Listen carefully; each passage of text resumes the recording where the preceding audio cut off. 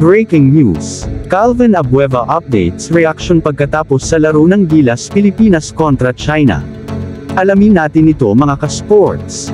Huling tumawa si Calvin Abueva, kinagisa ng lilam si Yao Ming habang tinatanggol ng Gilas ang China sa Asian Games. Huling tumawa si Calvin Abueva, kinagisa ng lilam si Yao Ming habang tinatanggol ng Gilas ang China sa Asian Games. FIBA. Bawat Pinoy basketball fan nitong Miyerkules ay nagpahayag ng kanilang kagalakan sa social media matapos na isalpak ng Gilas Pilipinas ang 77-76 panalo laban sa China sa Asian Games Men's 5x5 basketball. Bilangin si Calvin Abueva sa kanila.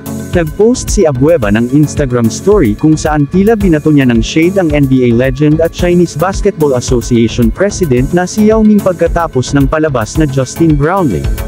Ming iyak, isinulat niya sa caption na may kasamang umiiyak at tumatawa na emojis.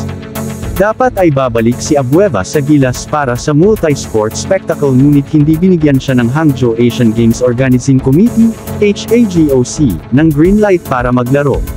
Apparently, they were not part of the 37-man lineup submitted by the Samahang Basketball ng Pilipinas to the HAGOC months ago. Kasama sina Abueva, Terence Romeo, Jason Perkins, at Mo Totwa ay hindi rin nakarating sa Hangzhou, China. Bilang kapalit, tinawag ni Coach Tim Cone sina CJ Perez, Chris Ross, Kevin Alas, at Arvin Tolentino sa huling minuto. Ang paghila ng Gilas sa round mula sa ilalim ng host team ay tila perpektong paghihiganti para kay Abueva at sa kumpanya. CF. Kevin Alas, isang alas sa manggas ni Cone. Update, isa si Kevin Alas sa 4 na huling minutong kapalit ng Gilas Pilipinas sa 19th Asian Games. Pero ipinakita ng veteranong guard ng NLEX na kaya niyang maghatid para sa koponan kung kinakailangan. Ginawa ng 31 anyos na si Alas ang kanyang 9 na minuto ng playing time count, partikular na sa critical juncture ng 4th quarter kung saan naitala niya ang lahat ng 5 puntos.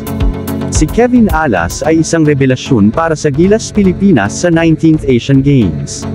Ang personal na 5-0 run ni Alas sa kalagitnaan ng final quarter ang nagtulak sa Gilas Pilipinas sa 67-71. Mula roon, pumalit si Justin Brownlee at pinangunahan ang malakas na finishing kick ng mga Pinoy patungo sa nakamamanghang 77-70 panalo laban sa host China at umabant sa gold medal round noong Miyerkules ng gabi. Of course it's a blessing. I'm just happy representing NLEX here at Gilas and I just told myself that when Coach Tim Cone let me play, I just need to be ready, Alas told One Sports during the post-game panayam. Nagkataon lang na noong nagkaroon ako ng pagkakataon na maglaro, nakapag-deliver ako. Ang 2014 PBA second overall pick ay nagpasalamat kay Cone sa pagpapaalala sa kanya na laruin na lang ang kanyang laro kapag nakarating na siya sa court. Sinabi niya Cone sa akin sa timeout na medyo passive ako. He told me that he wants me to play the way I played for NLEX, recalled the 6-foot guard out of Letran. Sabi ko sa sarili ko, once I get a good look, I'll take it or I'll just attack. I'm very grateful that Coach Tim encouraged me to just play my game. At habang pinag-uusapan ng netizens ang kabayanihan ni Brownlee, pinuri ni Cone si Alas sa post-game chat sa One Sports. Akala ko maganda ang ginawa ni Kevin para sa amin. Dumating siya at naglaro ng ilang key minutes at maaga at kalagitnaan ng 4th quarter, ani Cone.